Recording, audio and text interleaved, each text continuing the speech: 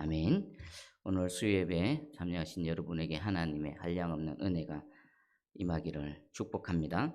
그리고 말씀 가운데 오늘 설교 제목이 하나님의 소원입니다. 하나님의 마음의 소원입니다. 우리에게 찾아오셔서 말씀하실 때 우리를 향한 하나님의 마음의 소원이 있습니다. 그 아버지의 마음이 무엇인지 깨달아 알고, 그리고 이 말씀이 저와 여러분에게 구체적이고 실제적인 믿음으로 작동되기를 주의 이름으로 축복합니다. 오늘 먼저 보니까 이 십계명이 선포되어지고 난 이후에 어떤 하나의 사건들을 지금 다루고 있습니다. 오늘 이 십계명에 보면은 십계명이 주어지는 방법이 다른 어떤 말씀과는 독특함을 알 수가 있습니다. 우리는 하나님의 말씀을 받을 때 어떻게 받습니까? 기록되어진 성경을 내가 읽거나 또 설교자들, 목회자들의 하나님의 말씀을 전하는 그 말씀을 듣고 우리가 하나님의 뜻을 알고 하나님 말씀을 듣습니다. 그런데 인류 역사상 유일무이한 일이 있었습니다. 그게 바로 십계명이 전달되어지는 방법입니다. 십계명은 지금 우리가 하는 이 방법하고 다릅니다. 십계명은 그 시내산에서 단 한 번 하나님께서 주시는 방법으로 주어졌고, 그 이후에는 지금 저와 여러분이 하나님 말씀을 받는 이 방법으로 밖에는 없습니다. 그러면 십계명이 전달되어지는 독특한 방법은 뭘까요? 첫 번째 보니까요, 22절에 여호와께서 이 모든 말씀을 산 위 불 가운데 구름 가운데 흑암 가운데에서 큰 음성으로 너희 총회에 이르신 후에 더 말씀하지 아니하시고 그것을 두 돌판에 써서 내게 주셨느니라. 보니까 첫 번째는 그 하나님의 십계명의 말씀을 주실 때에 그 하나님의 음성을 어땠습니까? 이스라엘 온 회중이, 모세만 들은 게 아니라 그 시내산 앞에 모여들은 이스라엘 전체 백성이 이 십계명을 선포하시는 하나님의 음성을 들었던 것입니다. 여러분 한번 생각해 보십시오. 하나님의 음성을 이 육신의 귀, 물리적인 이 소리의 진동으로 듣는다. 어떤 느낌일까요? 어땠을까요? 그 소리는, 음색은, 그리고 그 진동하는 그 웅장함은 어땠겠습니까? 그리고 하나님의 음성 앞에서 그들은 어떤 반응을 보였을까요? 여러분 한번 상상해 보십시오. 천둥 소리, 거대한 파도 소리, 아니면 큰 짐승의 소리, 많은 물소리라고도 표현하지요. 이것은 직접 들어보지 않아서 모르긴 몰라도 그 하나님의 음성은 이 피조물인 우리가 충분히 그 말씀 앞에, 그 음성 앞에 무릎을 꿇고 두렵고 떨기에 충분하지 않을까 싶습니다. 그리고 두 번째가 그것을 하나님께서 친히 돌판에 써서 주셨다. 모세가 하나님 말씀을 듣고 글로서 적은 게 아니라, 하나님의 말씀을 듣고 모세가 돌로 새긴 게 아니라 두 돌판에 새겨서 주신 십계명은 누가 직접 새기신 겁니까? 하나님께서 새기신 겁니다. 이 십계명이 전달되어지는 방법은 유일무이합니다. 딱 이때밖에 없습니다. 왜 이렇게 되어졌는가에 대해서는 잠시 후에 살펴보겠습니다. 그럼 이 하나님이 십계명을 주시는 유일한 방법, 하나님의 음성이 직접 들려진 거, 그리고 두 번째가 하나님께서 친히 손가락으로 새기신 거. 이 하나님의 손가락은요, 이후에 다니엘서에 보면 한 번 더 등장합니다. 다니엘서에 그 벨사살 왕이 예루살렘 성전의 기물을 가지고 감히 술 마시고 흥청망청하고 자신의 위세를 과시하기 위한 그런 자리를 마련했습니다. 그때 하나님, 사람들의 손가락 같은 것이 벽에 글을 썼죠. 메네메네 데길 우바르신. 그 벨사살 왕은 그렇게 기세등등했지만 그 하나님의 손가락을 보고 부들부들 떨었습니다. 그리고 그 말씀대로 그 밤에 그 거대한 바벨론 제국은 망해버리고 말았습니다. 그리고 또 한 번이 있습니다. 우리 예수님께서 요한복음 8장에서 그 가늠하다가 잡힌 여인이 사람들에게 잡혀왔지요. 그리고 사람들이 이 여인을 어떻게 하면 될까요? 어떻게 하면 될까요? 라고 예수님 올무에 걸기 위해서 질문을 했을 때 예수님은 어떻게 하셨습니까? 땅바닥에 손가락으로 글을 쓰셨습니다. 무엇을 쓰셨을까요? 한 번 쓰고 그 다음에 그 무리들을 향해서 죄 없는 자가 먼저 돌로 치라. 그리고 또 굽히셔서 또 땅바닥에 손가락으로 글을 쓰셨습니다. 무엇을 쓰셨을까요? 저는 요번에 깨달았습니다. 그 하나님의 손가락, 시내산에서 친히 두 돌판에 십계명을 새기셨던 하나님의 손가락, 그 벨사살 왕 앞에서 벽에 친히 나타나셔서 글을 쓰셨던 그 손가락, 하나님이신 예수님이 육신을 입고 이 땅에 오셔서 그 한 여인을 온 무리가 끌고 와서 예수님을 옥루에 걸기 위해서 어떻게 하면 될까요? 이랬을 때 그 하나님의 손가락이 땅바닥에 뭔가를 쓰셨습니다. 뭐겠습니까? 모르긴 몰라도 십계명이지 않았을까 싶습니다. 십계명을 쭉 1계명부터 쭉쭉쭉 적으시고 너희 중에 죄 없는 자가 먼저 돌로 치라. 그 말씀 앞에 돌을 들고 있던 많은 사람들이 양심의 찔림을 받고 한 사람 두 사람 돌을 떨어뜨렸지요. 살인하지 말라. 내 이웃에 대해서 거짓 증거하지 말라. 예수님은 그들에 대해서 아무 말씀도 안 하셨습니다. 다만 땅바닥에 손가락으로 어떤 글을 쓰셨습니다. 아마 십계명이지 않을까? 천국 가면 한번 물어보겠습니다.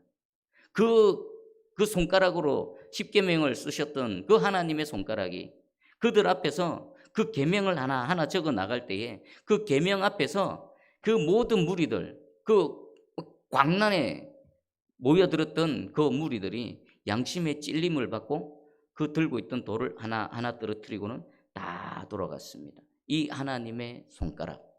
자, 이것은 단지 시내산에서 그리고 벨사살 왕 앞에서 또 예수님께서 그때 행하셨던 그 사건이지만 지금 저와 여러분에게도 우리의 마음판에 하나님의 말씀을 듣고 또 하나님의 말씀이 선포되어질 때에 그 하나님의 손가락이 친히 우리 가슴팍에 하나님의 말씀을 새기는 은혜가 있기를 주의 이름으로 축복합니다. 자, 그러면 이제부터가 이제 본론입니다. 이 하나님의 음성을 직접 들은 온 이스라엘 회중, 그리고 하나님께서 친히 새기신 그 돌판을 받아 들었던 온 이스라엘 회중이 어떤 반응을 보였는가? 우리 23절을 한번 읽어보겠습니다. 23절 시작. 산이 불에 타며 캄캄한 가운데서 나오는 그 소리를 너희가 듣고 너희 지파의 수령과 장로들이 내게 나와. 지금 그 십계명의 음성을 듣고 돌판을 받은 이스라엘의 온 회중 중에서 대표들이 모세 앞에 나옵니다. 각 지파의 수령들 그리고 장로들은 그 전체 회중의 지도자들이지요. 지도자들이 나왔습니다. 왜 나왔을까요? 무엇 때문에 나왔을까요? 24절에 보면 알 수 있습니다. 24절 말하되 우리 하나님 여호와께서 그의 영광과 위엄을 우리에게 보이심에 불 가운데에서 나오는 음성을 우리가 들었고 하나님이 사람과 말씀하시되 그 사람이 생존하는 것을 오늘 우리가 보았나이다. 이들은 깜짝 놀랐습니다. 하나님의 음성을 들은 것도 깜짝 놀랐는데 더 놀란 건 뭐냐면 모세도 동일한 죄인입니다.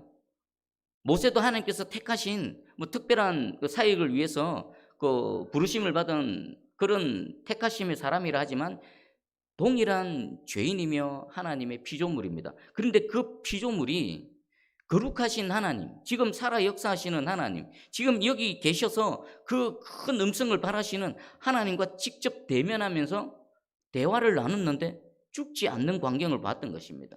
지금 모세는 하나님과 대면하고 있고 나머지 이스라엘 회중들은 하나님께서 그 말씀하신 경계 밖에서 지금 그 소리를 듣고 있습니다. 하나님 앞에 서 있습니다. 지금 서 있는 위치가 다릅니다. 그들은 모세가 거룩하신 하나님을 직접 대면하면서 하나님과 대화를 나누는데 죽지 않는 것을 목격했습니다. 깜짝 놀랐습니다. 여기서 보았다라는 원래 뜻은요, 무엇에 대해서 배웠다라는 것입니다. 무엇에 대해서 배웠을까요? 모세는 안 죽네? 모세는 안 죽네?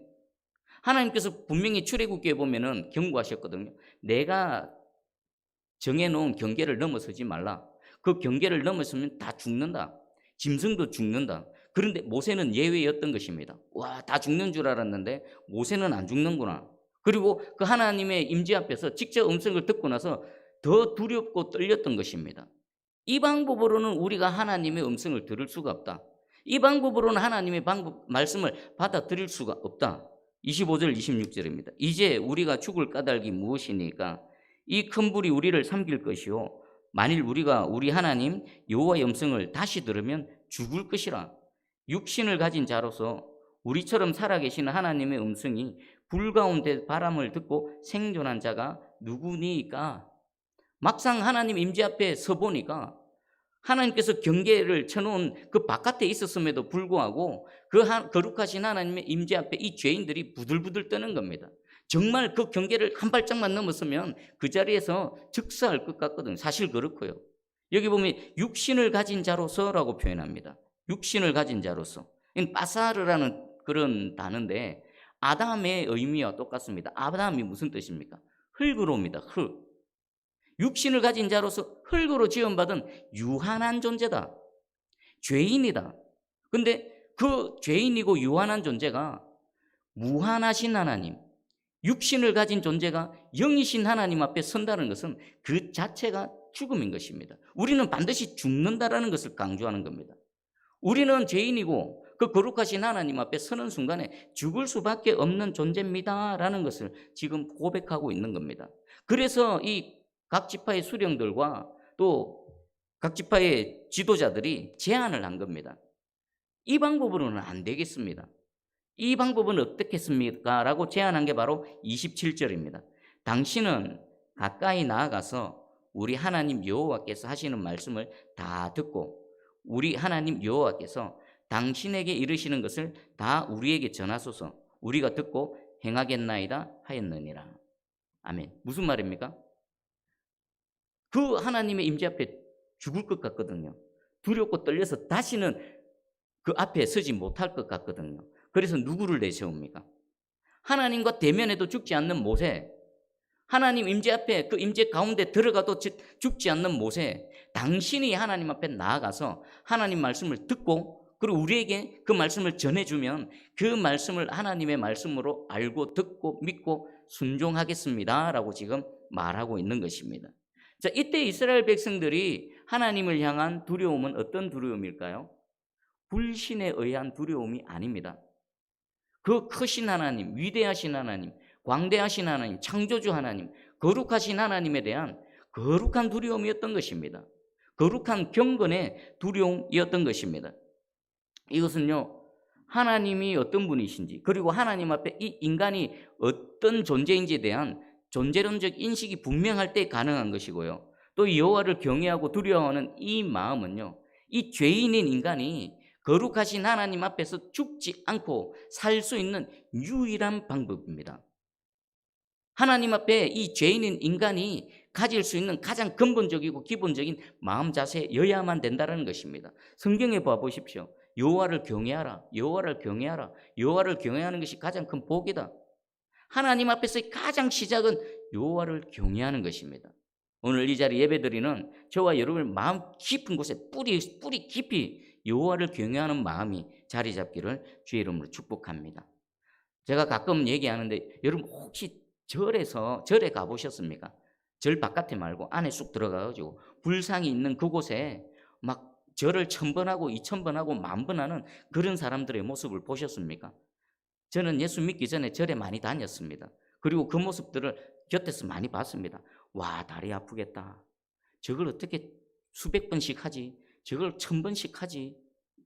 그 모습을 보면서 저는 감탄을 했습니다. 뭡니까? 나름대로 그 깎아 만든 신 앞에서 그것도 신이라고 얼마나 지극정성입니까? 그리고 또 무당들이 굿하는 모습을 보셨습니까?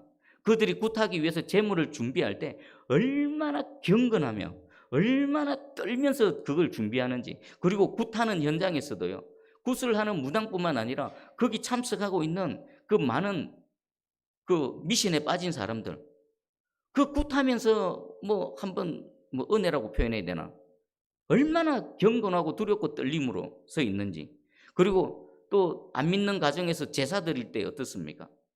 얼마나 엄숙하고 얼마나 조심합니까? 그리고 저는 아직 이슬람 사원에는 가보지 않았는데 언제 기회가 되면 이슬람 사원도 한번 꼭 가보고 싶습니다. 그들이 어떻게 그들의 신을 섬기는지 궁금합니다. 저는 솔직히 정말 성도들 데리고 한번 견학을 가고 싶습니다. 절에 그 불상 앞에서 어떻게 절하고 있는지를 한번 보여주고 싶습니다. 무당이 그 그려놓은 그 우상 신 앞에서 얼마나 두렵고 떨리고 경건하게, 그들 나름대로 경건하게 그 잡신을 섬기고 있는지 한번 꼭 보여주고 싶습니다. 우리의 모습은 너무나 대조적입니다. 아이러니하게도 그들은 우상이고 그냥 잡신인데 우리는 참신이고 진정한 여호와 하나님인데 우리의 마음은 그들만 못한 것 같습니다.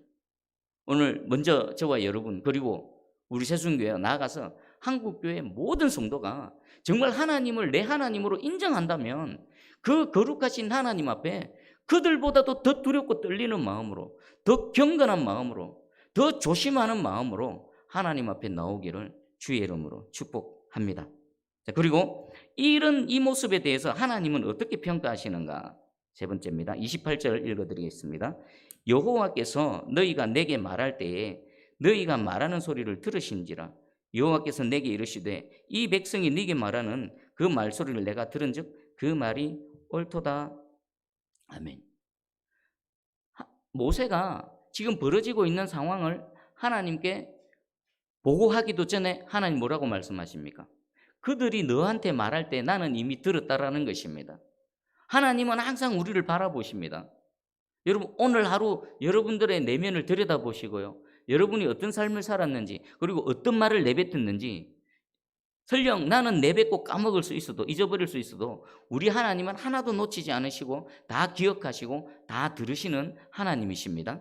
그리고 이제 그 하나님께서는 이들의 말을 들으시고요. 그들을 인정해 주시고 모세를 중재자로 세우십니다. 중재자. 중재자의 역할이 뭡니까? 양측 사이에서 다리 역할을 하는 거지요. 하나님께서는 이스라엘 백성들의 요구를 인정하셨습니다. 그리고 하나님과 하나님의 백성들의 소통하는 방법을 여기서 결정하신 것입니다. 조금 전까지는 하나님이 어떻게 소통하셨습니까? 직접 불러다 놓고 그들이 죽지 않는 경계를 마련해 놓고 이 경계를 넘어서면 안 된다. 그리고 하나님은 약간 떨어지셔서 모세를 가까이 불러 세우셔서 직접 음성을 발하셨지요. 근데 이제부터는 그런 소통의 방법을 사용하지 않으십니다. 어떻게 하십니까? 모세를 중재자로 세우셔서 모세를 불러서 모세에게 말하고 모세가 하나님 말씀을 듣고 이스라엘 백성들에게 그 하나님 말씀을 전달하는 방법. 이 방법이 지금 저와 여러분의 방법이고요. 이 방법이 이후에 선지자들을 보내시고 하나님께서 하나님 백성들에게 말씀하시는 방법으로 결정이 되어진 것입니다. 이 방법은 언제까지 될까요? 주님 다시 오시는 그날까지는 계속 되어질 것입니다. 그러면 우리 한번 이 부분을 생각해 봐야 되겠습니다. 모세가 하나님과 이스라엘 백성들 사이에 중재자로서의 역할을 효과적으로 하기 위한 조건이 있습니다. 뭐겠습니까? 하나님이 있고 이스라엘 백성이 있습니다. 그 사이를 모세가 중재자로서 왔다 갔다 해야 되는데 모세가 실질적으로 중재자로서 그 사역을 효과적으로 수행하기 위한 조건이 있습니다. 첫 번째 조건은요. 이 중재자가 하나님께서 인정해 주시는 중재자여야 됩니다. 하나님께서 인정해 주시는 중재자는 누굽니까? 하나님이 택하셨다는 겁니다. 하나님이 택하신 그런 중재자여야 됩니다. 그러면 하나님께서 모세를 택하셨다는 증거는 뭘까요? 이스라엘 백성들이 모세의 말을 듣는 겁니다. 그리고 두 번째 조건은요. 이스라엘 회중 역시나 그 중재자인 모세를 인정해 줘야 되는 겁니다. 한번 생각해 보십시오. 하나님이 아무리 모세를 택하시고 모세를 중재자로 또 사역을 주시고 모세를 불러서 하나님 말씀을 들려주셔도 회중들 자체가 모세를 중재자로 인정하지 않으면 어떻게 됩니까?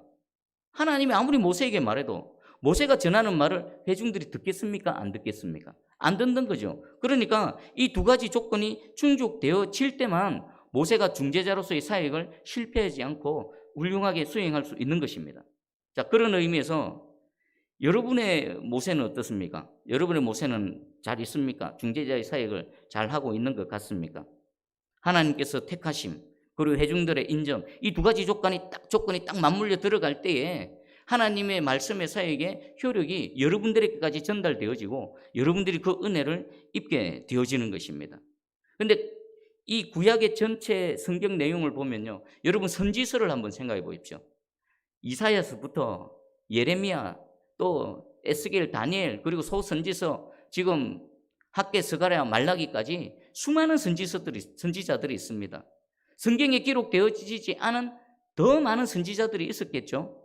그럼 이스라엘 백성들은, 하나님의 백성들은 하나님께서 모세와 같은 방법으로 중재자들에게 말씀을 주시고 그들에게 보내셨을 때에 어땠습니까?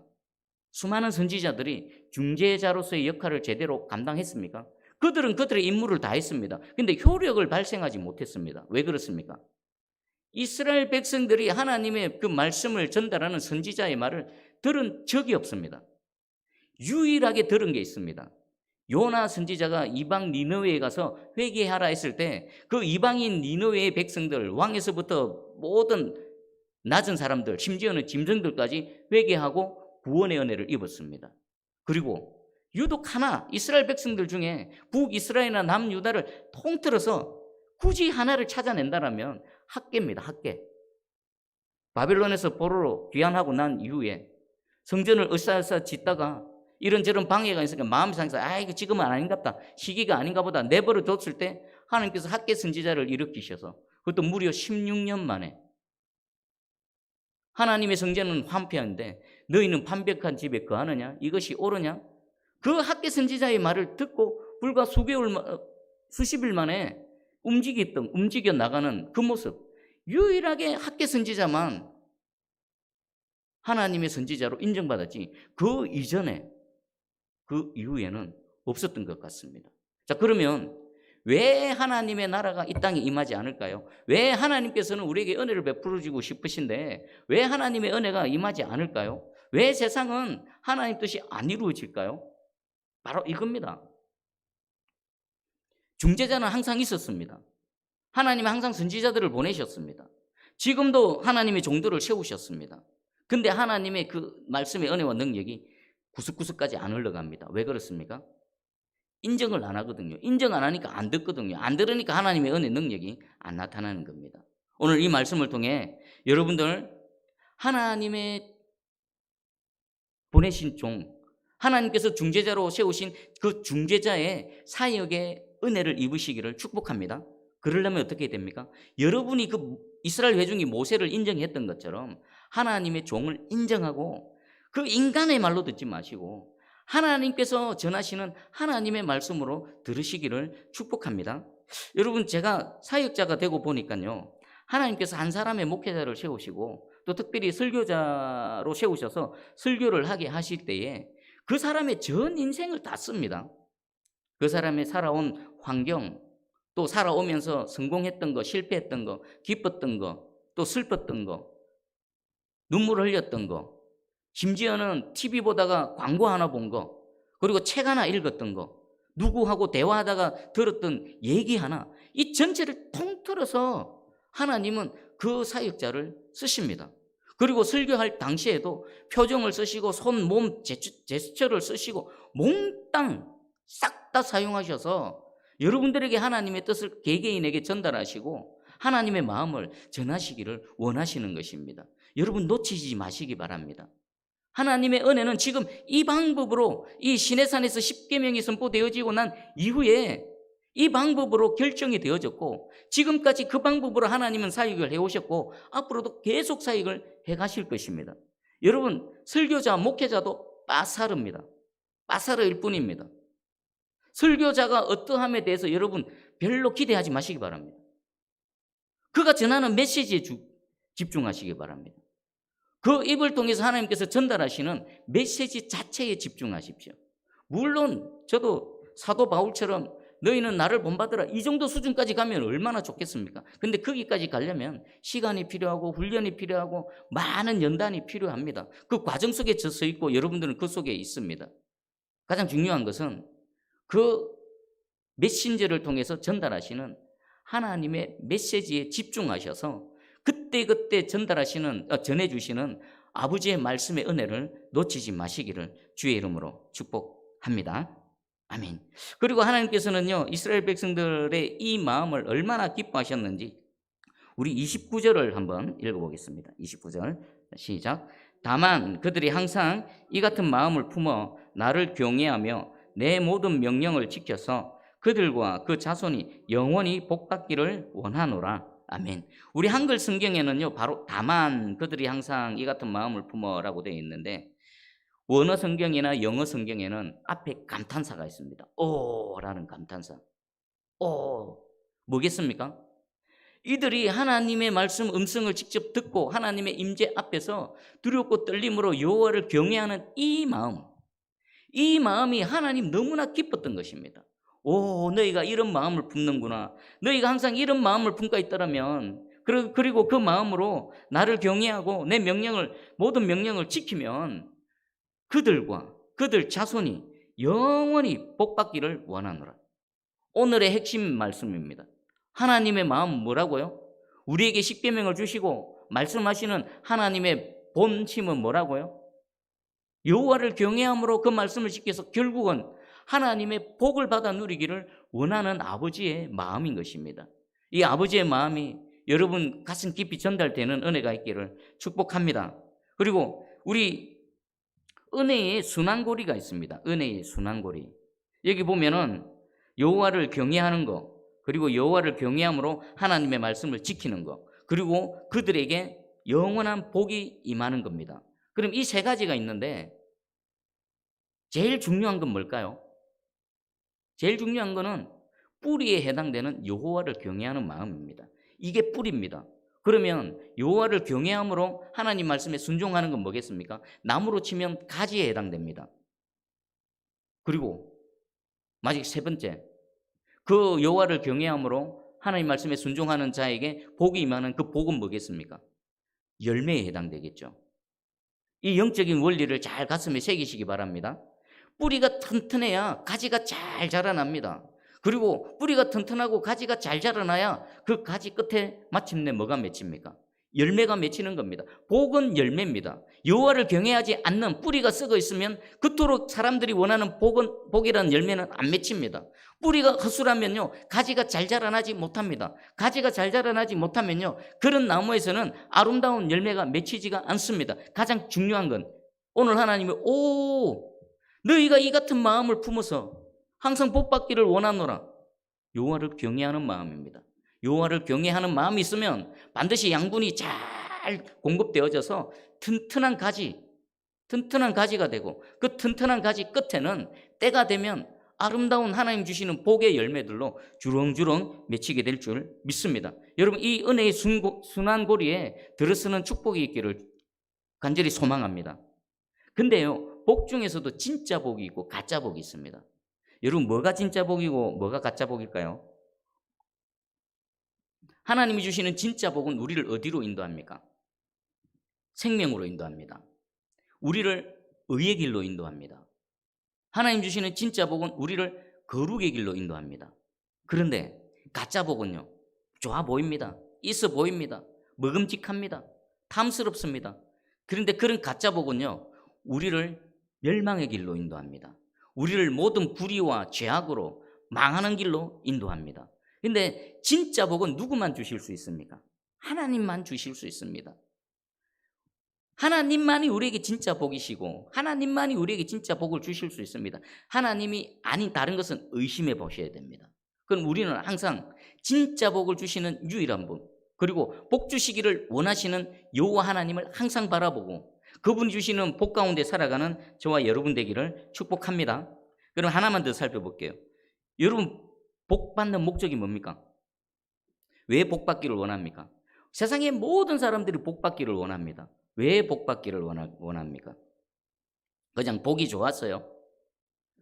복 주시는 원인은 뭡니까? 여호와를 경외하고 또 순종하고 지켜나가는 그에게 하나님께서 은혜의 선물로 주시는 거지요. 그러면 하나님께서 인생들에게 복 주시는 목적은 뭘까요? 하나님께서 모든 피조물들을 창조하셨죠. 그러면 창조한 목적이 있습니다. 하나님이 복을 주시는 이유는 하나님께서 창조하신 그 피조물들이 존재 목적, 창조 목적대로 잘 존재하기 위해서 하나님께서 복을 주시는 것입니다. 그러면 하나님이 인생에게 복을 주시는 이유는 우리 사람을 사람으로 창조하셨을 때에 하나님의 목적이 있습니다. 여호와를 찬양하는 것, 매사에 하나님의 영광을 위해 살아가는 것, 아름답게 선한 것을 추구하며 살아가는 것, 그 목적대로 살아가게 하시기 위해서 하나님께서 복을 주십니다. 아담이 범죄한 이후 인간은 어떻게 되어졌습니까? 하나님은 인간을 가장 완벽하게 창조하셨는데 인간 스스로 타락해져 버렸습니다. 스스로 죄를 지었습니다. 스스로 연약해졌습니다. 그래서요, 원래 하나님의 복이 필요했지만 죄로 인해서 타락하고 연약해진 순간 하나님의 복이 아니고서는 인간답게 존재할 수조차 없는 겁니다. 능력을 완전히 상실해버린 겁니다.